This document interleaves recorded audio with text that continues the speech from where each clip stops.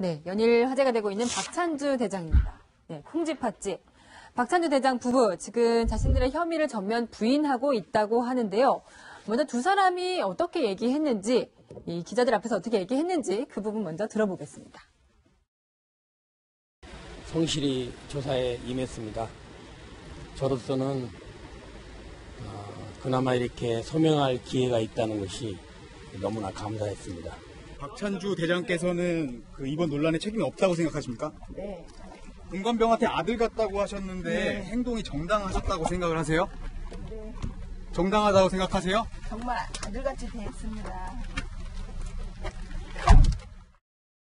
네, 먼저 저희가 이번 사건에 대해 이 콩쥐팥쥐라고 적어놓은 것이 이 박찬주 대장 부인이 네. 자꾸 아들 같아서 그랬다 이렇게 네. 얘기하니까 자기 진짜 아들과 이 공관병들을 차별한 것이 꼭 콩쥐팥쥐 같다. 그렇게 네, 유시민 작가가 그렇게 비판을 했다면서요. 아니, 뭐, 많은 국민들이 그런 마음을 가지고 있죠. 네. 사실 콩쥐팥쥐 비유는 전 조금 마음에 걸리긴 해요. 왜냐하면 의붓 엄마라고 해서 다 저러는 게 아닙니다. 네. 아, 그럼요. 오히려 친부모에 의한 아동학대가 더 많아요. 네. 정말 아들 같은 마음을 우리가 인정한다면 가정폭력법으로 처벌해야 될 수도 있겠네요. 네. 그런 것 같습니다. 근데 새로운 소식이 전해졌는데 일단 군검찰에서 이순정 차장 이 박 대장을 재소환한다고 하네요. 네, 그렇습니다.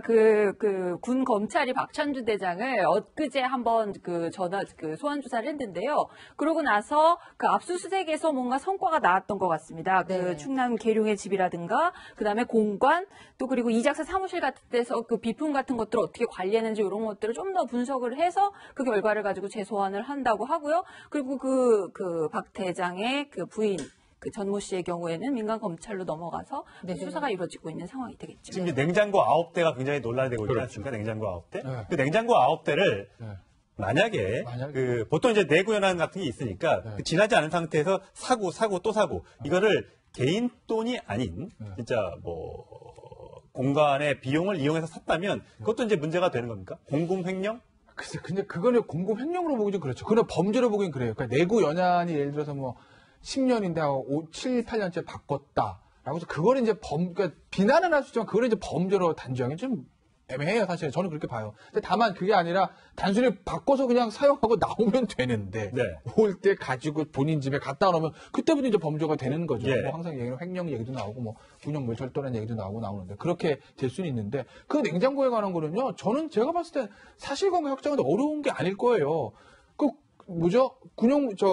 공간에 있는 공식 물건이기 때문에 1년 번호 더 있을 다 거예요. 있죠. 네. 물품 대장 있을 겁니다.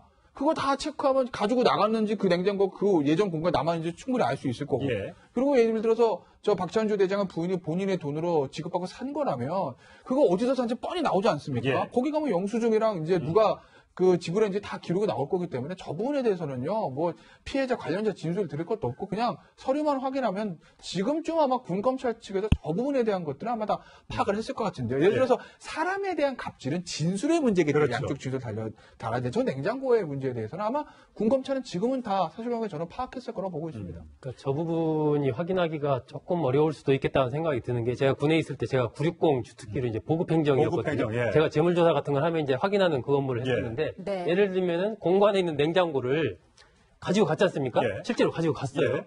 근데 후임 사령관이 있다고 가서 냉장고가 없지 않습니까? 예. 그럼 본인이 어떻게든 해서 하나 만들어 놨어요.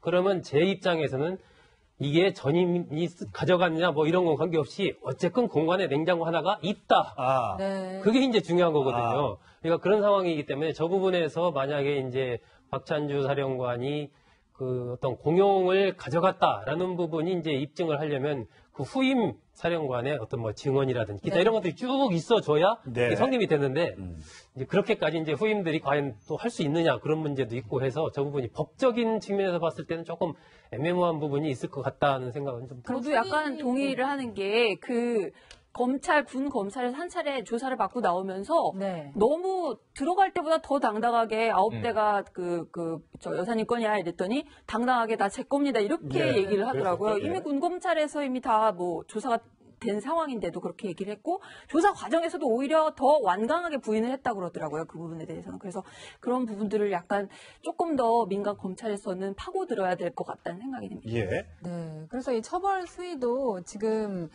국민적 분노가 큰 것에 비해서 그렇게 높지 않을 것 같다. 그런 예상이 나오고 있어요. 이게 처음에 검찰 단장 대령입니다. 이게 국방부 장관은 이거 강하게 징계해라. 네. 지금 이제 군 이 입장이 국민들에게 뭐가 돼 있느냐. 예. 군 인권 문제도 얘기가 나왔고요. 군 기강도 다 잡아야 되고 뭐 그런 상황이죠.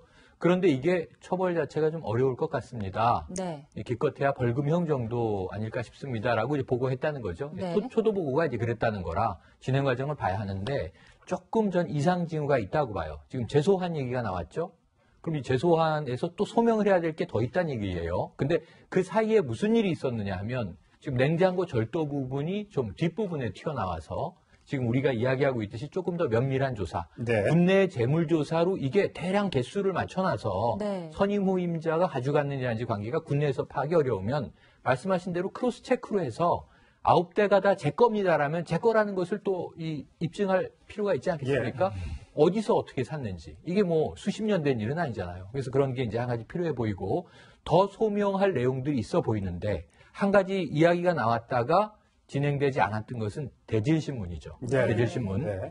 부인하고 있는 상황이기 때문에 그러면 이 증인 중에서 제보자 중에서 나는 대질해도 좋겠다라고 하는 사람이 좀 용기 있는 사람이 있다면 대질 가능성이 있고요. 또 하나는 그 사이 압수수색이 이루어졌습니다. 공관들에 대해서 그렇죠. 이 제2작전사령부의 공관, 그 기타 이제 역임했던 공관들에 대한 압수수색이 있었는데 압수수색에서 새로운 혐의가 튀어나왔을 가능성도 있어요. 네. 그것이 공관병에 대한 갑질 관련 자료, 뭐 수첩 같은 게 그런 게 적혀 있을까 싶습니다만 네. 그 외에 제가 주목하는 것은 냉장고 9대가 누구 거냐, 공유물이냐 사유물이냐 이게 지금 논란이지만 냉장고 9대는 무언가를 담기 위한 용기일 뿐이에요. 그렇죠. 예. 그 안에 담겨 있는 예를 들면 수첩에서요.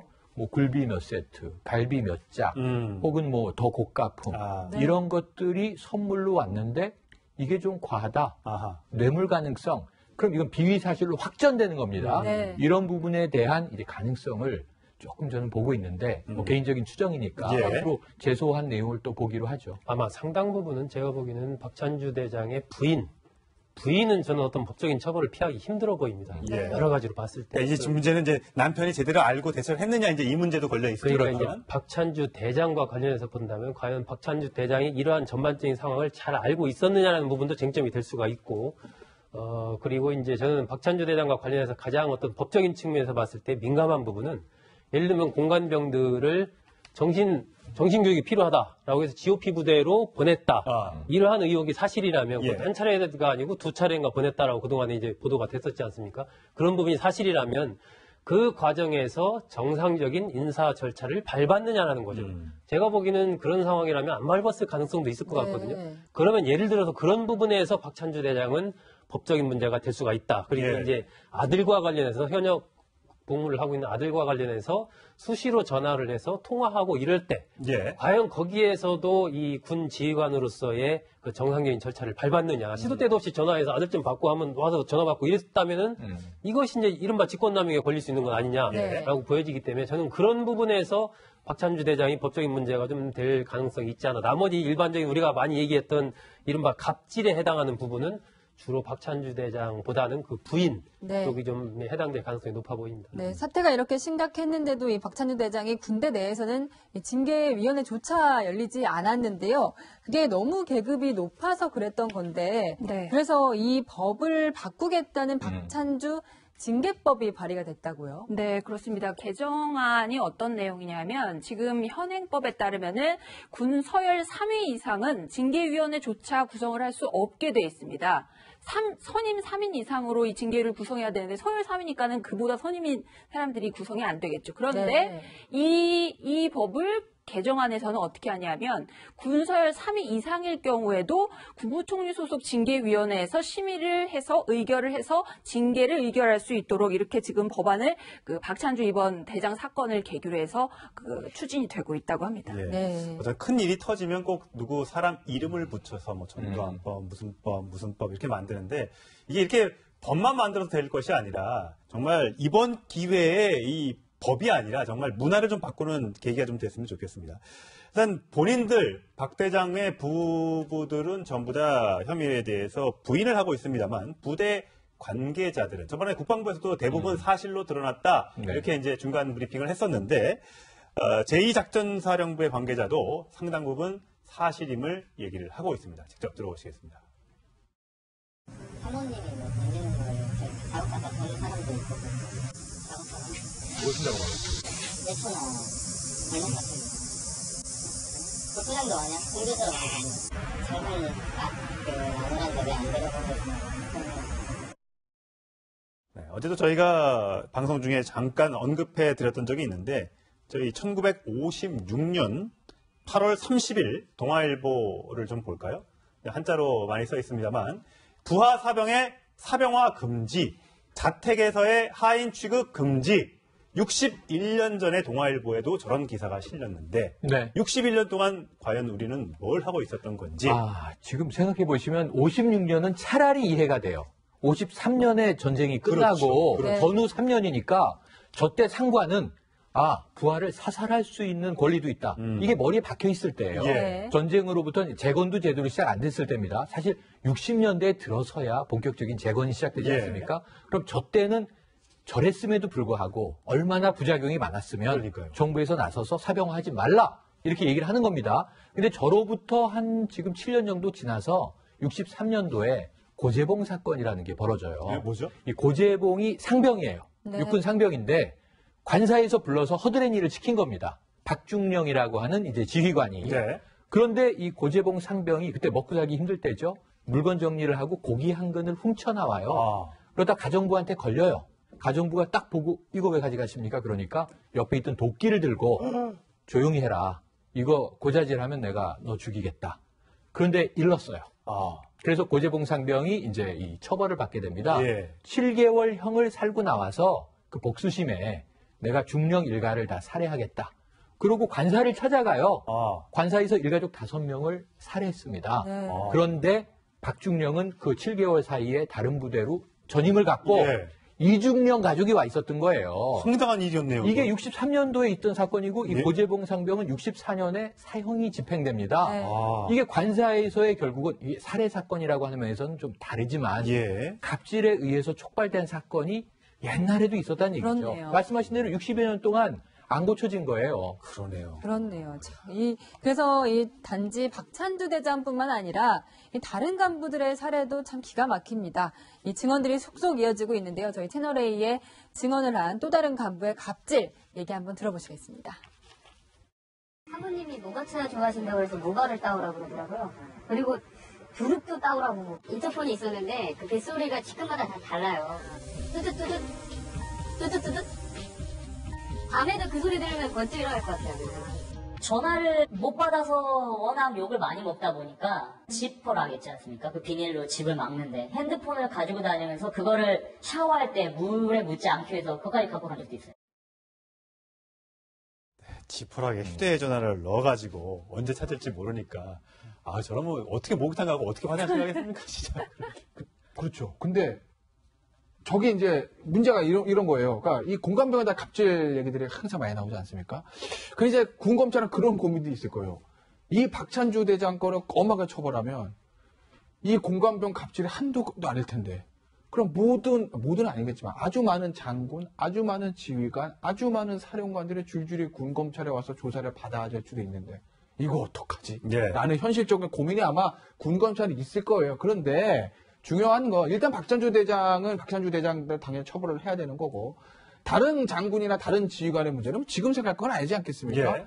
이제 어쨌든 대통령도 이 문제에 대해서 문제를 제기하고 있고 국방부 장관도 문제를 제기하고 있으니 일단 이제 제도적 개선이 이제 이루어져야 되겠죠. 그러니까 군검찰이 어떤 현실적인 고민을 하고 있는지는 뭐 이해는 할 수 있으나 그런 거 고민하지 마시고 일단 있는 사건부터 공명정대하게 처리하시기를 제가 부탁을 드립니다. 그러니까 이런 사건을 접하면 우리가 이제 군의 박찬주 대장 부부를 비판을 많이 하지만 사실은 이런 사건을 접하면서 내 안에 갑질은 없는가를 한번 네. 모두 다 돌아봐야 돼요. 사실 네. 그래야 어떤 사회적인 교훈을 얻는 거지. 예를 들면은 지금 이제 국회의원들이라든지 고위 공무원들이라든지 대학원 같은 데 많이 다닙니다. 예. 네. 논문을 본인이 쓰나요? 많은 사람들이 제가 아는 많은 사람들이 밑에 보좌진들이나 밑에 부하 직원들이 논문을 씁니다. 무슨 결혼식 같은 거 하면 직원들이 나와서 다 접수받고 있어요. 이런 게 갑질이거든요. 예. 그러니까 저는 뭐 군을 여기서 박찬주 대장 부부를 비판하는 이런 것도 중요하지만 이런 걸 계기로 어쨌건 우리가 우리 스스로 한번 되돌아보면서 우리 스스로의 갑질을 개선해가는 그것이 더 중요하다. 이런 생각을 갖습니다. 말 나온 김에 제가 한 말씀 더 드리면요. 아까 이제 마지막에 있던 사람은 그렇게 얘기했잖아요. 나 이거 운전병인데 나 장군 전화 올까봐 휴대폰도 지퍼락에 넣어가지고 샤워한다고. 네. 국회의원 300명의 보좌관들이 굉장히 많습니다. 예. 그분들 대도 쫙 전수조사해서 샤워할 때 휴대폰 지퍼락에 넣어가지고 앉아서 손 들어보세요 하면 꽤 많이 나올 것 같지 않습니까? 네. 그러니까 이제 저도 소종석 국장님의 비슷한 그런 측면에서 드리는 거죠. 국회의원들이 허드렛 일을 직접 하지 않잖아요. 예. 공공연히. 예. 그러면은 선거를 도와줬던 여인이 밤에 자살한다 그러면 보좌관을 보내겠죠. 보통은. 네.